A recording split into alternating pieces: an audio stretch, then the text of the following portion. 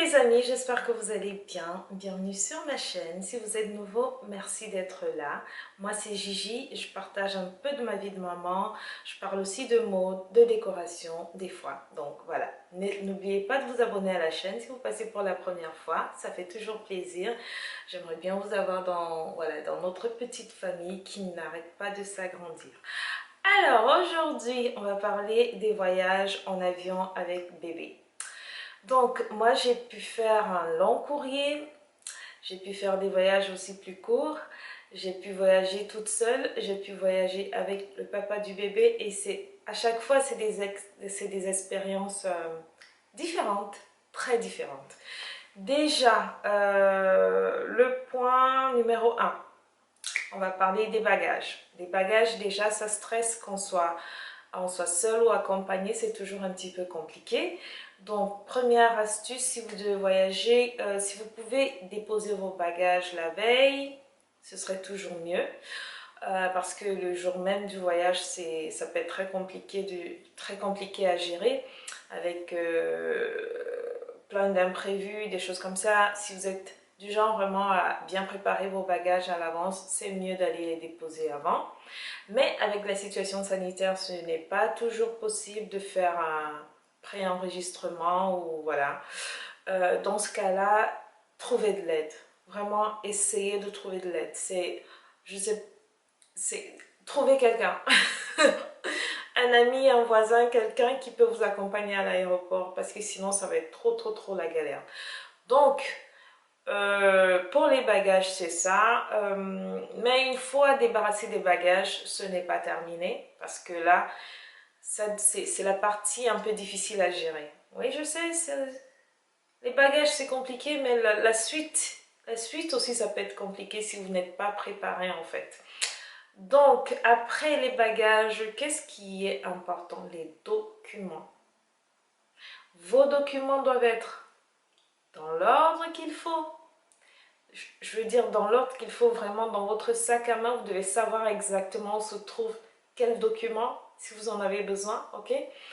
Surtout si vous voyagez à l'international, si vous avez besoin de vos permis, de vos visas, vous devez vraiment savoir où ils se trouvent parce qu'une fois que vous êtes à l'aéroport avec le bébé qui peut être en train de pleurer, de dormir, voilà, vous avez la tête un peu comme ça, il faut vraiment savoir où sont rangés vos documents à chaque fois.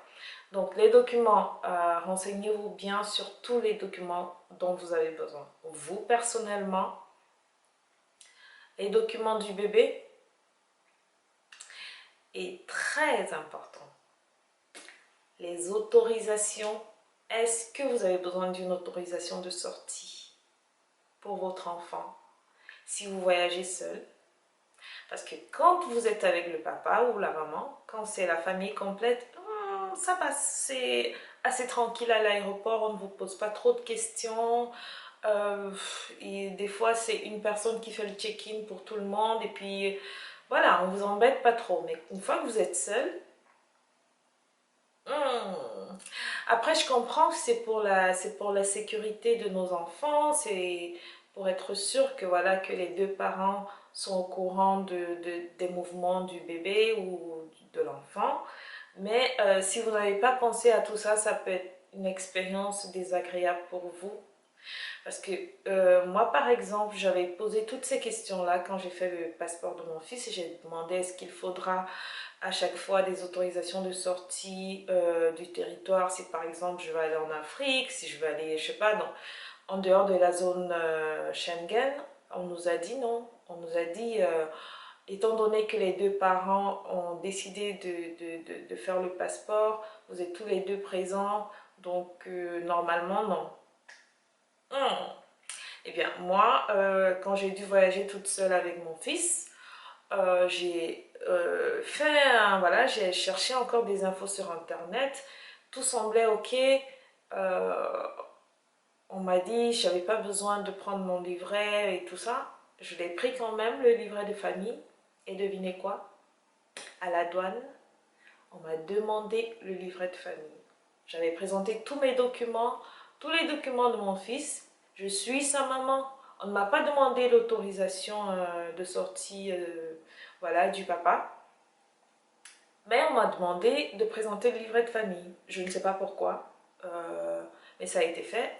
Voilà, c'est bien qu'il vérifie. Je ne sais pas exactement pourquoi ou comment, mais en tout cas, la douane, c'est bien quand même qu'il vérifie toutes ces choses-là parce que voilà, il y a des histoires un peu compliquées des fois en famille et tout. Mais voilà, ça peut être désagréable. Si je ne sais pas ce qui se serait passé si j'avais pas pris tous ces documents-là avec moi. Et donc voilà, et des fois vous pouvez vous retrouver à faire escale dans un pays et on vous demande les autorisations. Est-ce que l'autre parent il est au courant, ce genre de questions. Vous devez vraiment être préparé à vivre ce genre d'expérience, mais gardez votre calme et dites-vous que c'est pour la sécurité de votre enfant. Donc voilà, point très important. Alors, une fois que vous avez tous les documents dans l'ordre, bien sûr, à chaque fois que vous passez une barrière de sécurité, remettez-les dans l'ordre, dans cet ordre-là. En fait, moi, je mets tous les bagages en soute. Parce que je veux pas de bagages en main, tout ça, ça va me stresser. Et dans mon sac à langer, le sac à langer, j'ai un sac à dos. Je mets mon petit sac. Voilà, si j'ai des effets personnels que je veux avoir pour moi, je les mets dans le sac à langer, j'ai mes quelques couches, j'ai les médicaments du bébé s'il en a besoin, j'ai de l'eau et j'ai un petit pot ou deux, voilà, des biscuits pour lui et un jouet. Ça peut être un doudou, ça peut être un jouet auquel ouais, il est attaché. Et dans mon petit sac bandoulière, vous savez bien que j'aime les petits sacs, voilà, pour ceux qui regardent mes vidéos mode, j'aime les tout minuscules sacs, j'ai juste les documents et mon portefeuille. Donc voilà. Alors, un autre point important, je pense, c'est l'heure du vol.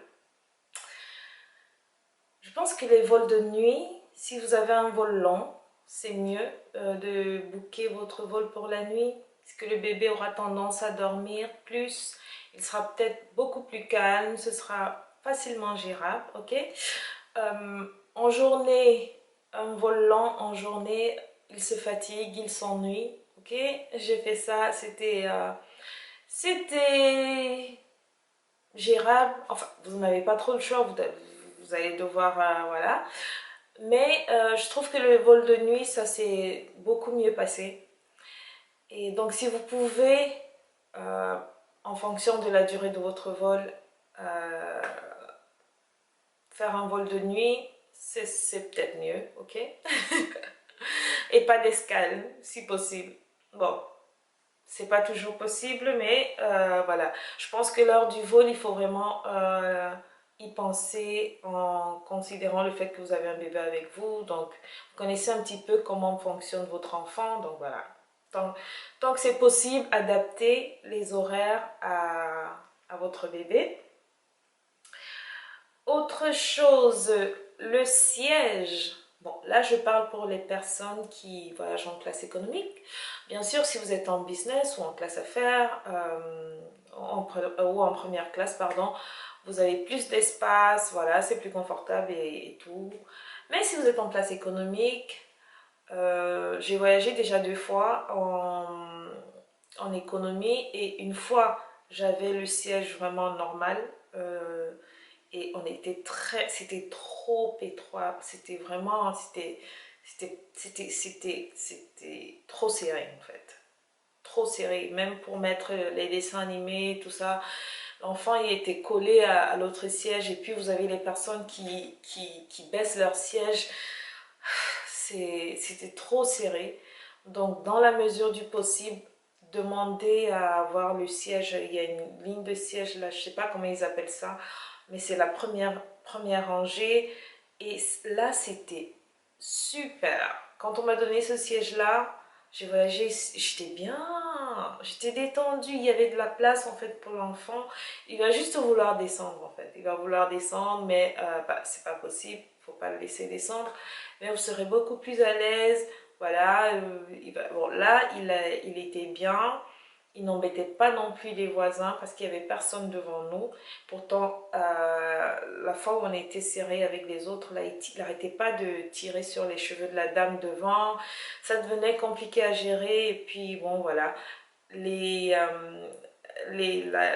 Quand on était sur le siège, pardon, à la rangée au début, là, il y avait en fait toutes les familles. Bon, pas toutes. Il y avait plein de familles avec nous. Ce qui fait qu'on se comprenait un peu tous. Il y avait plein de bébés et ils communiquaient entre eux. C'était même trop drôle. C'était trop bien. Il y avait un bébé de 3 mois à côté de moi, un bébé de 9 mois de l'autre côté. C'était plus sympa. C'était comme voilà, une grande famille. Et voilà, c'était beaucoup mieux comme expérience.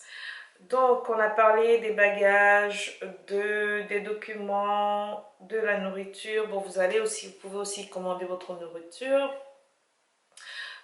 Même sans commander, les hôtesses, elles proposent à manger pour le bébé si vous lui donnez des choses spéciales ou c'est à vous de voir. Donc ça, je pense que c'est les parties les plus, voilà, la nourriture, c'est pas compliqué. C'est plus vraiment le confort, les documents et gérer l'humeur de votre bébé pendant le vol. Donc, pour moi, jusqu'ici, je pense que je m'en sors plutôt bien. Mon fils, il, il, il aime bien bouger, il aime bien voyager. C'est un bon voyageur. Ah oui, il y a ce point pour les oreilles, là, voilà. Honnêtement, pour le premier vol, j'avais été très stressée à l'idée de, voilà, comment il va faire, comment il va se sentir et tout. Mais tout seul, il réclamait le sein. Et c'est après, en faisant des recherches, que j'ai vu que vous pouvez lui donner sa tétine ou à boire ou l'allaiter pour que, voilà, pour que ça aide avec ses oreilles. Et oui, et effectivement, mon fils, il cherche le sein, voilà, et j'ai compris par la suite que voilà, c'était important de faire boire ou faire téter au moment du décollage et de l'atterrissage. Voilà, ce sera tout pour cette vidéo voyage en avion avec bébé. Si vous avez des astuces, des conseils à donner, laissez un petit commentaire, likez, partagez la vidéo et on se retrouve la prochaine fois. Allez, salut les mamans et les papas, salut!